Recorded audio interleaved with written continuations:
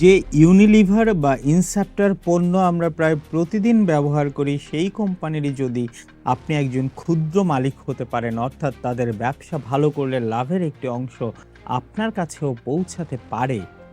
কয়েক বছর আগেও বিষয়টি অনেকটাই কল্পনার মতো শোনাতো, কিন্তু এখন সেই সম্ভাবনা বাস্তবে রূপ নিতে যাচ্ছে। বাংলাদেশের শেয়ার বাজারে এমন একটি বড় পরিবর্তনের পরিকল্পনা করা হচ্ছে, যা বাস্তবায়ন হলে দেশের সবচেয়ে লাভজনক এবং পরিচিত অনেক বেসরকারি কোম্পানি প্রথমবারের মতো সহজে তালিকাভুক্ত হতে পারবে। এটি শুধু শেয়ার বাজারের খবর নয়, বরং দেশের বিনিয়োগ, অর্থনীতি এবং সাধারণ বিনিয়োগকারীদের জন্য বড় একটি মোড় ঘুরিয়ে দেওয়ার মতো সিদ্ধান্ত হতে পারে। তাহলে প্রশ্ন হলো, কি বদলাতে যাচ্ছে? কেন এতদিন বড় বড় কোম্পানি শেয়ার বাজারে আসতে চাইতো না? আর নতুন নিয়মে কি এমন থাকছে যা পুরো খেলাটাই বদলে দিতে পারে? সম্প্রতি সিএমজেএফ টক অনুষ্ঠানে Bangladesh securities and exchange commission অর্থাৎ বিএসইসির চেয়ারম্যান মাসুদ খান দেশের পুঁজিবাজার নিয়ে বেশ কয়েকটি গুরুত্বপূর্ণ পরিকল্পনার কথা তুলে ধরেছেন।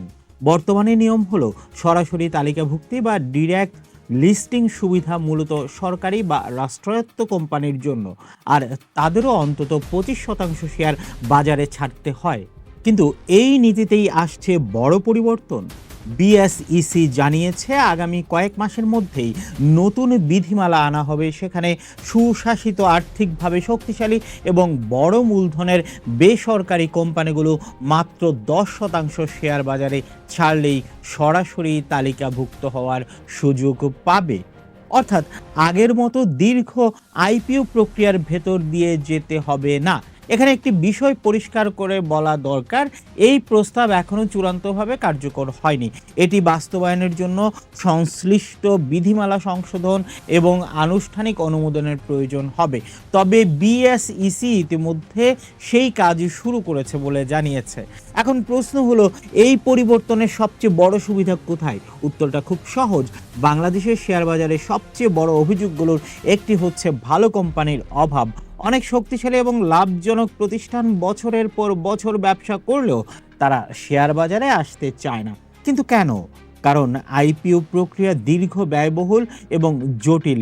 প্রয়োজন হয় বিপুল পরিমাণ কাগজপত্র, অসংখ্য অনুমোদন, নানা ধাপের যাচাই বাছাই, অনেক কিছু। অনেক সময় একটি কোম্পানিকে অনুমোদনের জন্য 1.5 থেকে 2 বছর পর্যন্ত অপেক্ষা করতে হয়। এই দীর্ঘ প্রক্রিয়ায় অনেক উদ্যোক্তা শেষ পর্যন্ত শেয়ার বাজারে না এসে ব্যাংক ঋণকেই সহজ পথ হিসেবে বেছে নেন। ফলে ক্ষতিটা হয় সাধারণ বিনিয়োগকারীদের, কারণ তারা দেশের সেরা কোম্পানিগুলোর শেয়ার কেনার সুযোগই পাচ্ছেন না। বিএসইসি এখন এই জটিলতাই কমাতে চায়। যদি ইউনিলিভার, বাংলাদেশ ইনসেপ্টা কিংবা ভবিষ্যতে আরও বড় কর্পোরেট প্রতিষ্ঠান বাজারে আসে, তাহলে বাজারের মান যেমন বাড়বে, তেমনি বিনিয়োগকারীদের আস্থাও অনেকটা ফিরে আসতে পারে। তবে শুধু নতুন কোম্পানি আনলেই তো হবে না, বাজারকে নিরাপদ করাও জরুরি। অতীতে শেয়ারের অস্বাভাবিক দাম বাড়ানো, কৃত্রিম সংকট তৈরি করা কিংবা কারসাজির অভিযোগ বহুবার উঠেছে। এবার সেই জায়গাতেও পরিবর্তনের কথা বলছে বিএসইসি।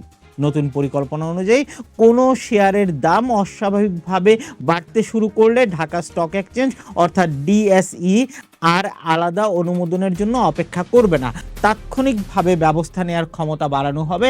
এছাড়া সার্কিট ব্রেকার নির্ধারণের ক্ষমতাও আরও কার্যকরভাবে ব্যবহার করা হবে, যাতে হঠাৎ অস্বাভাবিক মূল্য বৃদ্ধি বা পতন কিছুটা নিয়ন্ত্রণে রাখা যায়। আরেকটি বড় বিষয় হচ্ছে আইনি ব্যবস্থা। অতীতে বাজার কারসাজির ঘটনায় প্রায় 1,500 কোটি টাকার জরিমানা করা হলেও বাস্তবে আদায় হয়েছে মাত্র কয়েক লাখ টাকা। অর্থাৎ শাস্তির ঘোষণা থাকলেও বাস্তবে প্রয়োগ ছিল খুবই দুর্বল। এবার সেই পরিস্থিতি বদলাতে বিশেষ আদালত এবং পুঁজিবাজার সংক্রান্ত ট্রাইব্যুনালে দ্রুত মামলা পরিচালনার উদ্যোগ নেওয়া হচ্ছে। এতে আইনি প্রয়োগ আরও কার্যকর হবে বলে আশা করা হয়। এদিকে নতুন বিনিয়োগকারীদের জন্য আসছে সুখবর। অনেকেই না বুঝে বিনিয়োগ করে পরে ক্ষতির মুখে পড়েন। এই সমস্যা কমাতে চালু করা হচ্ছে ফাইন্যান্সিয়াল অ্যাডভাইজার ব্যবস্থা, অর্থাৎ বিনিয়োগের আগে মানুষ যেন পেশাদার পরামর্শ নিতে পারেন সেই সুযোগ তৈরি করা হবে। আরও একটি গুরুত্বপূর্ণ পরিবর্তন হচ্ছে লেনদেন নিষ্পত্তির সময় কমানো।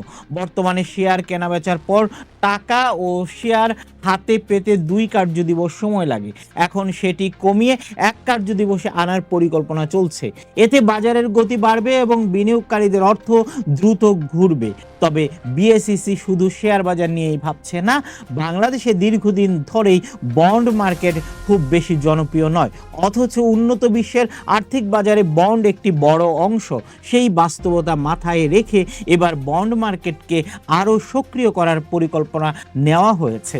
আগে অল্টারনেটিভ ট্রেডিং বোর্ডে থাকা অনেক বন্ড এখন মূল মার্কেটে আনার চিন্তা করা হচ্ছে, যাতে সাধারণ মানুষও সহজে বন্ড কিনতে ও বিক্রি করতে পারেন। এর পাশাপাশি ডেরিভেটিভস বা ফিউচার্স মার্কেট চালুর প্রস্তুতিও চলছে। এ ধরনের বাজার বিশ্বের অনেক উন্নত স্টক এক্সচেঞ্জে রয়েছে।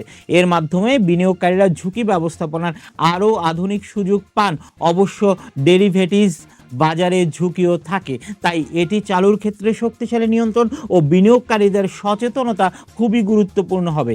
এছাড়া লভ্যাংশ বা ডিভিডেন্ডের উপর করের চাপ কমানোর বিষয়েও কাজ করছে বিএসইসি, বিশেষ করে জিরো কুপন বন্ড ও দীর্ঘমেয়াদী বিনিয়োগকে উৎসাহিত করতে অর্থ মন্ত্রণালয়ের সঙ্গে ইতিবাচক আলোচনা হয়েছে বলে জানানো হয়েছে। যদি এই কর সুবিধা বাস্তবায়িত হয় তাহলে বড় প্রাতিষ্ঠানিক বিনিয়োগকারীদের অংশগ্রহণ বাড়তে পারে, এতে বাজারে তারল্যও বাড়বে। সব মিলিয়ে বলা যায় বাংলাদেশের পুঁজিবাজারকে আধুনিক, স্বচ্ছ এবং আন্তর্জাতিক মানের দিকে নিয়ে যাওয়ার জন্য একসঙ্গে বেশ কয়েকটি সংস্কারের পরিকল্পনা করছে বিএসইসি। তবে মনে রাখতে হবে, এসব উদ্যোগের প্রকৃত সাফল্য নির্ভর করবে সঠিক বাস্তবায়ন, কার্যকর তদারকি এবং বিনিয়োগকারীদের আস্থা ফিরিয়ে আনার উপর। কারণ নীতিমালা পরিবর্তনই শেষ কথা নয়, বাস্তবে সেটি কতটা কার্যকর হয় সেটিই সবচেয়ে বড় বিষয়। এখন আপনার কি মনে হয়, যদি সত্যি ইউনিলিভার, ইনসেপ্টার মতো বড় এবং লাভজনক কোম্পানি শেয়ার বাজারে আসে, তাহলে কি বাংলাদেশের পুঁজিবাজারে নতুন প্রাণ ফিরে আসবে? আর সুযোগ পেলে আপনিও কি এমন কোনো প্রতিষ্ঠানের শেয়ার কিনতে আগ্রহী হবেন? আপনার মতামত অবশ্যই জানাবেন।